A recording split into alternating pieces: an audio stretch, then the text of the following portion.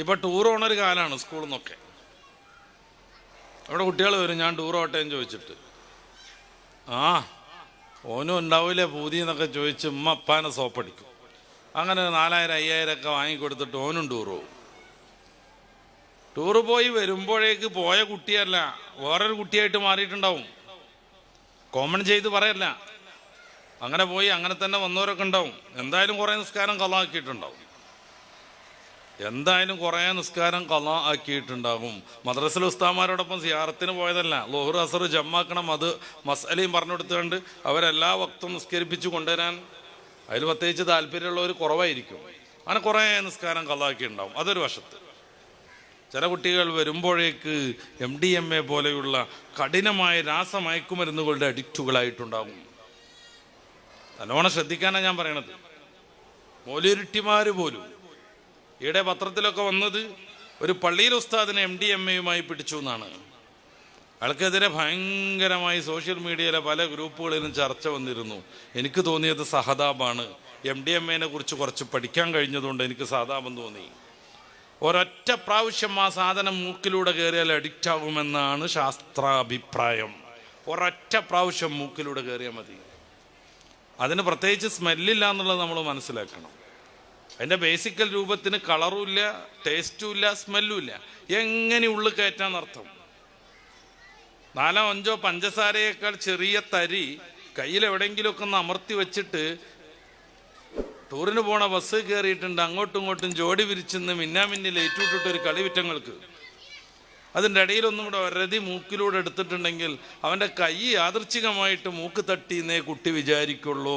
പക്ഷേ 24 മണിക്കൂർ കഴിയുമ്പോഴേക്ക് കുട്ടി വയലൻ്റ് ആവാൻ തുടങ്ങും, തല ചുമരിലിടിക്കും, ഭ്രാന്ത് പോലെ കാണും.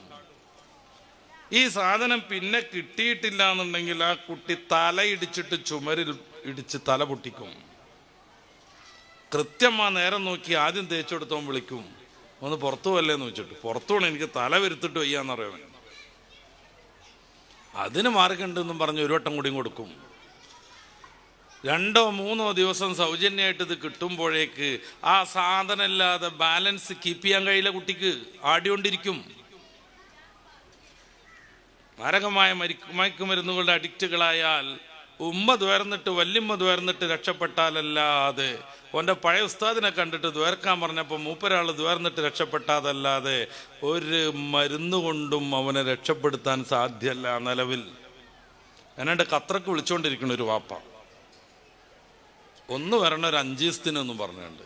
എന്താ സംഗതി? മൂപ്പരുടെ 2 മക്കൾ അവിടെ നിന്ന് MDMA അഡിക്റ്റുകളായി. ഇത്രേ മായതല്ലാ, 2 മക്കൾ എന്ന് വെച്ചാൽ അയാൾക്ക് 2 മക്കളെ നഷ്ടപ്പെട്ടു എന്നർത്ഥം. ഞാൻ അയാളോടുള്ള തർക്കത്തിലാണ്, ഞാൻ വരുന്നില്ല എന്നും പറഞ്ഞിട്ട്. കാര്യം ഞാൻ പോയതുകൊണ്ടോ ഒരു ക്ലിനിക്കൽ സൈക്കോളജിസ്റ്റ് പോയതുകൊണ്ടോ ആ കുട്ടിയെ തിരിച്ചു കൊണ്ടുവരാൻ പറ്റുമെന്ന് നിലവിൽ പഠിച്ചതനുസരിച്ച് എനിക്ക് പറയാൻ പറ്റില്ല. പിന്നെ എന്തിനാണ് അയാളുടെ കാശൊക്കെ ചിലവാക്കിയിട്ട് പോണത്? ഇപ്പോൾ അവിടെ ലീവൊക്കെ വന്നത് കാരണം ടിക്കറ്റിനൊക്കെ ഭയങ്കര വിലയാണ്. അയാളുടെ ടിക്കറ്റും അയാളുടെ വിസ ചെലവും പിന്നെ എന്നെ 4 ദിവസം അവിടെ പോറ്റാനുള്ള ചോറിൻ്റെയും കഞ്ഞിൻ്റെയും ചിലവൊക്കെ പാടെ സഹിച്ചിട്ട് ആ സാധു മനുഷ്യൻ എന്തെങ്കിലും ഒരു ഗുണം ഉണ്ടാക്കി കൊടുക്കാൻ പറ്റുമെന്ന് പ്രതീക്ഷ ഉണ്ടെങ്കിലല്ലേ നമുക്ക് പോകാൻ പറ്റുക. ഈടെ ആ കുട്ടിയുടെ ഒരു ബന്ധുവിനെ വിളിച്ചു, നമ്മൾ ചെല്ലാത്തോണ്ടല്ലേ CID പൊക്കി നല്ല ഇടിയിട്ടീന്ന്. ഞാൻ പറഞ്ഞു അതുകൊണ്ടെങ്കിലും നന്നാവുമോ നോക്ക്, എനിക്കെന്തായാലും അപ്പണി പറ്റൂലല്ലോ അവിടെ വന്നിട്ട്. താമരശ്ശേരിയുള്ള എൻ്റെ ഒരു സുഹൃത്ത് വിളിച്ചു, മൂപ്പരെ ജ്യേഷ്ഠൻ്റെ മോൻ ഭയങ്കരമായി MDMA അഡിക്റ്റായി, ഒന്ന് വന്നിട്ട് വയലറിന് കൊടുക്കണം, ദയവ് ഇത് വിളിക്കരുത് എന്ന് ഞാൻ പറഞ്ഞു. അവൻ അതൊന്നും കേൾക്കൂല, ഉൾക്കൊള്ളൂല്ല എന്ന് ഞാൻ അയാളോട് പറഞ്ഞ് ബോധ്യപ്പെടുത്തി.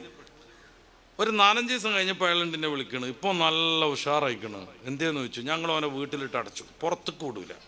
ഒരു 1.5 ആഴ്ച കഴിഞ്ഞിരിക്കണം. അപ്പോൾ ഇപ്പോൾ നമ്മൾ പറയണതൊക്കെ കേൾക്കുന്നുണ്ട്, അതുകൊണ്ട് ഇനിയൊന്ന് വരണം എന്ന് വായിച്ച് മനസ്സിലാക്കിയ വിവരം വെച്ച് ഞാൻ അയാളോട് ചോദിച്ചു, അവൻ ശരിക്കും MDMA ഉപയോഗിക്കാറുണ്ടോ? ആ ഉണ്ട്. അത് 24 മണിക്കൂറായിട്ട് കിട്ടിയില്ലെങ്കിൽ അവന് വയലൻ്റ് ആവാറുണ്ടോ? ശരിക്കും ഉണ്ട്. അവൻ കത്തിയെടുത്ത് കുത്താനൊക്കെ നോക്കലുണ്ട്. ഇപ്പം നിങ്ങളവിടെ പിടിച്ചു വെച്ചിട്ട് 1.5 ആഴ്ചയായിട്ട് ഇതുവരെ അവനൊരു പ്രശ്നമില്ലേ? ഒരു പ്രശ്നമില്ല. ഇപ്പം നമ്മൾ പറയണൊക്കെ കേൾക്കുന്നുണ്ട്. ഞാൻ പറഞ്ഞു നല്ല കുട്ടി, എപ്പോഴും നിരന്തരമായിട്ട് അത് ഉപയോഗിക്കുന്നുണ്ട് എന്ന്. അപ്പം അയാൾ എന്നോട് ചൂടാകാൻ ശ്രമിച്ചു, വെറുതെ തോന്നിയാസം പറയണമെന്നുള്ള നിലക്ക്. ഞാൻ പറഞ്ഞു തോന്നിയാസം പറയല്ല, അവിടെ ആരെങ്കിലും അവനെ സന്ദർശിക്കാൻ വരാറുണ്ടോ എന്ന് ചോദിച്ചു. അവൻ്റെ കൂട്ടുകാരൊക്കെ വരാറുണ്ട്. എന്നാലേ അവരൊന്ന് വീക്ഷിച്ചാൽ മതി, എന്താ അപ്പം സൈലൻ്റ് ആയതെന്ന് മനസ്സിലാവുന്നു. 2 ദിവസം കഴിഞ്ഞപ്പോൾ എന്നെ വിളിക്കുന്നുണ്ട്, അവൻ്റെ ഒരു കൂട്ടുകാരൻ്റെ പേരും പറഞ്ഞിട്ട്. അവൻ എന്നും വരും, എല്ലാ ദിവസവും അവൻ MDMA കൊടുക്കും, അങ്ങനെ അവൻ ഞങ്ങളെ പറ്റിക്കായിരുന്നു എന്ന് പറഞ്ഞു. ഒരൊറ്റ ടൂറ് കൊണ്ട് നമ്മുടെ കുട്ടി നമ്മിൽ നിന്ന് നഷ്ടപ്പെടുന്നു. ഇതിലൊരു തർക്കമില്ല കേട്ടോ. സ്കൂളിൽ യൂത്ത് ഫെസ്റ്റിവലുകൾ നടക്കും, വിവിധ പരിപാടികൾ നടക്കും, സംഘടനക്കാരുടെ ഗാനമേളകളൊക്കെ നടക്കും. ഗാനമേളൊക്കെ വിജയിച്ചു എന്ന് തീരുമാനമാവണമെന്നുണ്ടെങ്കിൽ അവിടെ ട്യൂബ് അടിച്ചു പൊട്ടിക്കണം, കസാര കൊണ്ട് ഏറ് നടക്കണം, എന്നെങ്കിലേ ഗാനമേളൊക്കെ ഒന്നിട്ട് നടന്നു എന്ന് തോന്നുള്ളൂ. അല്ലെങ്കിൽ ഗാനമേളക്ക് ഒരു മായന ഉണ്ടാവില്ല. ഇതിനിടയിൽ കുറേ കുട്ടികൾ മയക്കുമരുന്നിൻ്റെ അഡിക്റ്റുകളാകും. നമ്മുടെ ജില്ലയിലാണ് 8 യൂണിഫോമുമായിട്ട് ഒരു സ്കൂൾ കുട്ടിയെ പോലീസ് അറസ്റ്റ് ചെയ്യുന്നത്. യൂണിഫോമിൻ്റെ കച്ചവടമല്ല, ഓരോ സ്കൂളിലേക്കും പോകുമ്പോൾ അവിടുത്തെ യൂണിഫോം ഇടുവാൻ, എന്നിട്ട് അവിടെ പോയിട്ട് ഈ സാധനങ്ങളൊക്കെ വിതരണം ചെയ്യും. അടുത്ത സ്കൂളിൽ ചെല്ലും, അവിടുത്തെ യൂണിഫോം ഇടും, അല്ലെങ്കിൽ അവൻ പിടിക്കപ്പെടും. അധ്യാപകർക്ക് പരിമിതിയുണ്ട്, മദ്രസ ഉസ്താദുമാർക്ക് വലിയ പരിമിതിയുണ്ട്. കുട്ടികളെ രൂക്ഷമായി 10-12 സെക്കൻഡ് നോക്കുന്നത് പോലും പോക്സോ ഒപ്പപ്പെടും. ഏതെങ്കിലും ഒരു കുട്ടി 1098 ഫോം വിളിച്ചിട്ടുണ്ടെങ്കിൽ ആ അധ്യാപകൻ ചിലപ്പോൾ 60 കൊല്ലത്തിന് ജയിലിലാകും. 60 കൊല്ലോ 120 കൊല്ലോ ജയിലിലാവണതല്ല പ്രശ്നം. പേപ്പറിലൊക്കെ വരിക പീഡനം അറസ്റ്റ് ചെയ്യപ്പെട്ടു എന്നാണ്. അദ്ദേഹം നടത്തിയ പീഡനം എന്തായിരിക്കും? മോനെ മയക്കുമരുന്ന് ഉപയോഗിക്കരുത് എന്ന് ഒരു ഉപദേശം കൊടുത്തതായിരിക്കും. അത് മാനസിക പീഡനമാണ്. പക്ഷെ പുറത്ത് വരെ പീഡനം എന്നായിരിക്കും. അതോടുകൂടെ വൃത്തികെട്ട കമൻറ്റുകൾ കൊണ്ട് ആ അധ്യാപകൻ്റെ കുടുംബത്തെ തന്നെ നശിപ്പിച്ച് കളയും. കഴിഞ്ഞ റമദാനിലാണ് 3 വയസ്സായ മദ്രസ ഉസ്താദുമാർ അറസ്റ്റിലായത്. അതിലൊന്ന് സയ്യിദ് കൂടെയായിരുന്നു. പീഡനം എന്ന് പറഞ്ഞിട്ട് പേപ്പറിലൊക്കെ വെണ്ടയ്ക്കായിട്ട് വന്നു. ആ പാവപ്പെട്ടവരെ എത്രയാൾ പരിഹസിച്ചു, എത്രയാൾ തോന്നിവാസം പറഞ്ഞു. വയസ്സുകാലത്തായിട്ടും കാക്കാമാരുടെ ഒരു ആക്രാന്തം എന്നൊക്കെ എത്രയാൾ കമൻ്റ് ചെയ്തു. സംഭവിച്ചെന്തായിരുന്നു? ഒരു വൃത്തികെട്ട വിദേഹത്തുകാരി ടീച്ചർ ഈ കുട്ടികൾ സ്കൂളിൽ പോകുന്ന അവിടെ വെച്ചിട്ട് ഈ കുട്ടികളെ കൊണ്ട് ഉസ്താദുമാരിങ്ങളൊന്നും കാട്ടിയിട്ടില്ല എന്ന് പറഞ്ഞ് ഒരു ഉസ്താദ് നുള്ളിയിട്ടുണ്ട്, ഒരു ഉസ്താദ് തല്ലിയിട്ടുണ്ട്, ഒരു ഉസ്താദ് പുറത്താക്കിയിട്ടുണ്ട് എന്നൊക്കെ പറയിപ്പിച്ചതാണ് ഈ കുട്ടികളെ കൊണ്ട്. ഇതാണ് ഈ പീഡനം. ശരിക്കും വേണ്ടത് അവളത് ഹെഡ്മാഷിക്ക് റിപ്പോർട്ട് കൊടുക്കുകയാണ്. അവൾ അതല്ല ചെയ്തത്. അവളുടെ ഭർത്താവാകുന്ന മൗലവിക്ക് വിളിച്ചു. മൗലവി അയാളുടെ കൂട്ടുകാരൻ പോലീസുകാരനെ വിളിച്ചു. പോലീസുകാർ വന്ന് കൊണ്ടുപോയിട്ടാണ് ഈ പാവപ്പെട്ട മനുഷ്യന്മാർ അറിയണത് ഒരു പീഡിപ്പിച്ചിട്ടാണ് അറസ്റ്റിലായതെന്ന്. ഒരു പീഡിപ്പിച്ചിട്ടാണ് അറസ്റ്റിലായതെന്ന് അവരറിയണത് പോലും, അവരുടെ കുടുംബം അറിയണത് പോലും പേപ്പറിൽ പീഡനം എന്നും പറഞ്ഞിട്ട് റിപ്പോർട്ട് വരുമ്പോഴായിരിക്കും. വലിയ പരിമിതിയിലാണ് അവർ ഈ സംഗതിയൊക്കെ ചെയ്യണത്. ഉസ്താദന്മാരെല്ലാവരും ഒരു പരിധി വരെ സ്കൂളിൽ അധ്യാപകന്മാരും ടീച്ചർമാരും അവർക്കുണ്ട് അതിൻ്റെതായ പ്രശ്നങ്ങൾ. പിന്നെ കുട്ടികളെ നന്നായിരിക്കണം എന്നൊരു നിയമമൊന്നും ഇല്ലാത്തത് കൊണ്ടും പോഷൻ തീർത്തങ്ങനെ പോയാൽ കൃത്യമായി ശമ്പളം ബാങ്കിൽ വരുന്നതുകൊണ്ടും അതിൽ കുറേ ആളുകൾക്കൊക്കെ ഇഖ്ലാസ് ഉണ്ടാവില്ല. അവരുടെ മാത്രം കുറ്റമല്ല അത്. കാരണം ഇഖ്ലാസ് കാട്ടാൻ നിന്നാൽ ജോലി പോകും, ജയിലിലാകും. ഇനി ഇത് അടുത്ത ജൂൺ 1 തീയതി മുതൽ 9ാം ക്ലാസ് മുതൽ സോഷ്യൽ സ്റ്റഡീസിൽ പഠിക്കാൻ പോണത് ജെൻഡർ ന്യൂട്രാലിറ്റിയാണ്. ആണും പെണ്ണും തമ്മിലൊരു വ്യത്യാസമില്ലാന്ന് നിയമം എപ്പോഴും ഉണ്ട്. നമ്മളൊക്കെ മദ്രസയിലും സ്കൂളും പഠിച്ചിരുന്ന കാലത്ത് ആദ്യം നീലമഷിയിൽ ടീച്ചർ ആണുങ്ങളെ പേരൊക്കെ ഇടും ആചാർ ബുക്കിൽ, പിന്നെ ചോന്ന മഷിയിൽ പെണ്ണുങ്ങളെ പേര് എഴുതും. ഇപ്പം അങ്ങനെ ചെയ്തിട്ടുണ്ടെങ്കിൽ ടീച്ചറെ പോലീസ് അറസ്റ്റ് ചെയ്യും. ആൽഫാബറ്റിക് ഓർഡർ അനുസരിച്ച് എഴുതണം. അപ്പം ആതിര 1ാമത് വരും, അഹമ്മദ് 2ാമത് വരും, ബുഷറ 3ാമത് വരും, കൂര്യൻ 4ാമത് വരും. അങ്ങനെ കൃത്യമായിട്ട് ABCD അനുസരിച്ച് അങ്ങനെ എഴുതണം. ആണ് വേറെ പെണ്ണ് വേറെ എന്നുള്ള പരിപാടിയില്ല. ഇരിക്കേണ്ടത് പോലും മിങ്കിളായിട്ടാണ്. പക്ഷെ നമ്മളൊക്കെ ഇടക്കിടക്ക് ബഹളം വെക്കണോണ്ടും അതിനോത്രട് സമൂഹം പാകപ്പെടാത്തതുകൊണ്ടും തൽക്കാലം ഒരു അതിൽ നിർബന്ധം പിടിക്കണില്ല. ആണാണോ പെണ്ണാണോ എന്ന് 17-18 വയസ്സായിട്ട് കുട്ടി തീരുമാനിക്കാൻ പറ്റൂല. കുട്ടി തീരുമാനിക്കാൻ പറ്റൂല. MBBS കഴിഞ്ഞിട്ട് MD കഴിഞ്ഞിട്ട് ഗൈനക്കോളജിസ്റ്റായി വന്ന ഒരു ഡോക്ടർ ലേബർ റൂമിൻ്റെ വാതിലും തുറന്നിട്ട് അവരിങ്ങനെ ചിരിച്ചുകൊണ്ട് പറയും, എവിടെ ഫാത്തിമാൻ്റെ ആളുകൾ? ഓടി ചെല്ലും, ഭർത്താവും വാപ്പി എല്ലാവരും കൂടി. എന്തേന്ന് ചോദിച്ചിട്ട്, കുഴപ്പമൊന്നുമില്ല, ഫാത്തിമ പ്രസവിച്ചിട്ടുണ്ട്, സുഖപ്രസവമാണ്, പെൺകുട്ടി എന്ന് പറയും. എങ്ങനെയാണ് ഈ ഡോക്ടർക്ക് ഇത് പെൺകുട്ടിയെന്ന് മനസ്സിലായത്?